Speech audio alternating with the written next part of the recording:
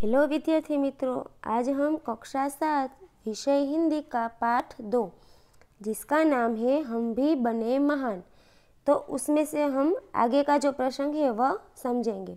आगे के वीडियो में हमने 3 प्रसंग पढ़े थे, समझे थे। उसमें पहला था स्वामी विवेकानंद, तो उसमें से हमने कर्तव्य नाम के जो गुण है उसको समझा था।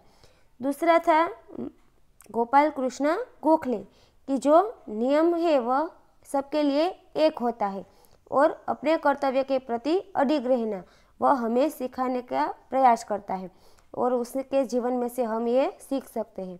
तो तीसरा प्रसंग था सचिन तेंदुलकर का कि जीवन में हमें सफल होना है तो उसके लिए हमें क्या करना चाहिए।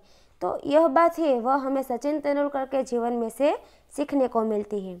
उसके बाद चौथा प्रसंग है प्रामाणिकता। यह हमें सबसे ज़रूरी है कि हमें कोई भी चीज़ में प्रामाणिक रहना जरूरी है। प्रामाणिकता यानी कि ईमानदारी, हमें कोई भी काम ईमानदारी पूर्वक करना चाहिए। तो यह बात हमें समझाने के लिए यहाँ पर एक प्रसंग दिया गया है जिसके बारे में हम समझेंगे। एक दिन हजरत अली राज के खजाने की जांच करने गए। एक हजरत अली नाम का एक व्यक्ति है, वह राज के खजाने यानी कि जो धन का भंडार होता है, जो राज्य का धन का भंडार है वह उसकी जांच करने के लिए यानी कि परीक्षण करने के लिए देखने के लिए गए।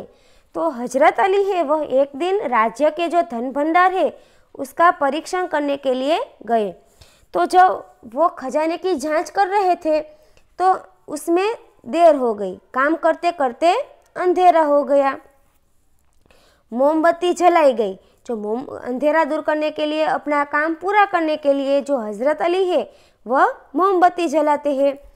थोड़ी देर के बाद 2 सरदार अपने निजी काम के लिए उनके पास आए। तो वह जब हजरत अली है वह काम करते होते हैं तो उसके पास थोड़ी देर के बाद 2 सरदार आते हैं। तो जो 2 सरदार है वह निजी काम के लिए आते हैं, अपने खुद के काम के लिए आते हैं।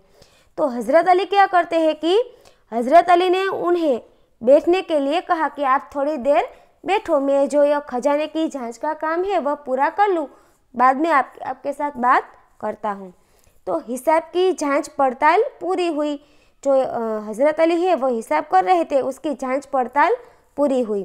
तो हजरत अली ने जो मोमबत्ती जलाई थी वह बुझा दी और मेज के खाने में से दूसरी मोमबत्ती निकालकर जलाई, मेज यानी कि टेबल। तो हजरत अली है वह हमने देखा कि जो मोमबत्ती है वह जलाते हैं। तो यह हजरत अली है वह पहली मोमबत्ती बुझा देते हैं और दूसरी मोमबत्ती है वह निकालकर उसे जलाते हैं।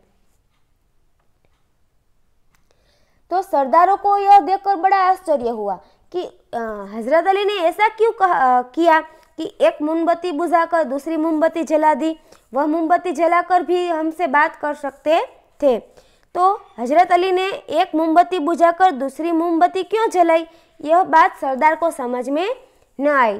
तो एक सरदार ने बड़ी नम्रता से यानी कि विनम्रता से हजरत अली से पूछा कि आपने ऐसा क्यों किया। तो हजरत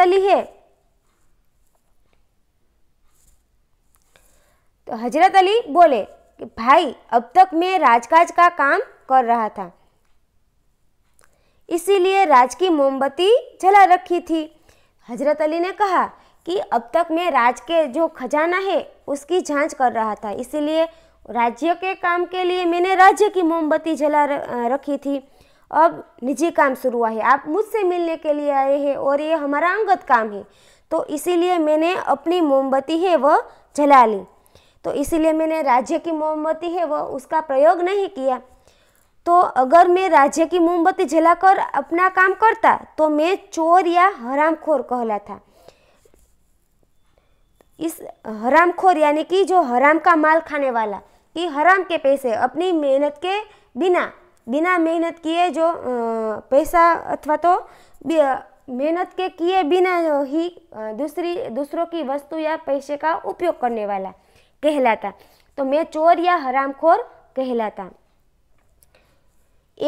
हर एक आदमी को चोरी और हरामखोरी से बचकर चलना चाहिए। हजरत अली है वो क्या कहते हैं कि हमें चोरी और हरामखोरी से बचना चाहिए, चाहे वह अमीर हो या फ़कीर। अमीर यानी कि धनवान और फ़कीर यानी कि साधु।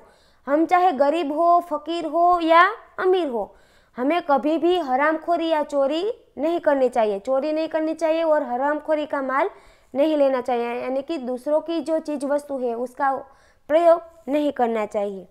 तो हम यह प्रसंग देखें तो ये कितनी छोटी सी बात है कि मोमबत्ती में क्या होता है, लेकिन जो अपना जो एक निष्ठा है, अपना जो गुण है, वह इसी छोटी छोटी बातों में प्रकट होता है।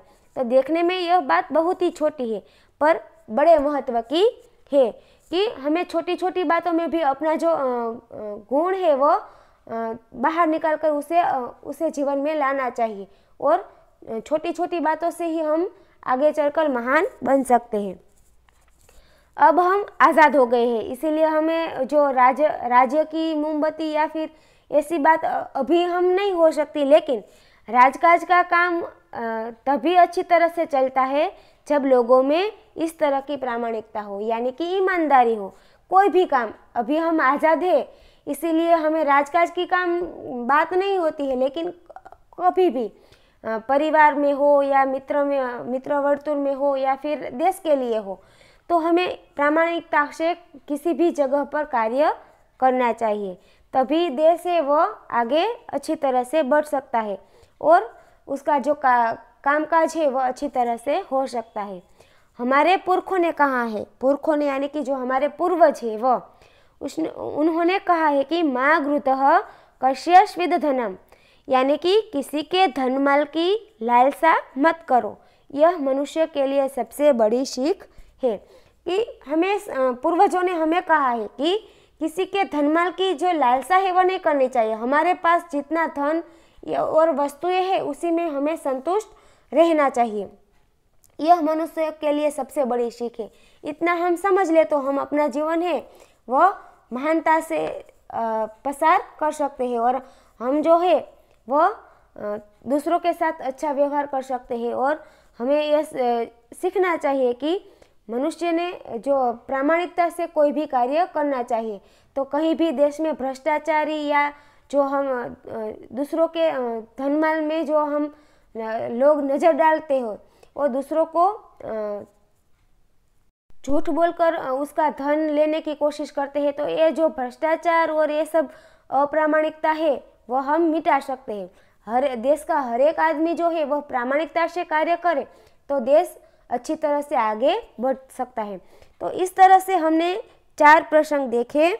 उसमें से सबसे पहले था स्वामी विवेकानंद का, दूसरा जो था वो गोपाल कृष्ण गोखले का, तीसरा जो प्रसंग था वो सचिन तेंदुलकर का और चौथा प्रसंग है वह हजरत अली का। तो इन सभी महान व्यक्तियों में से हमें कई गुण सीखने को मिलते थे और इन सभी गुणों को अपने जीवन में उतारकर हम भी इन सब की तरह महान बन सकते हैं।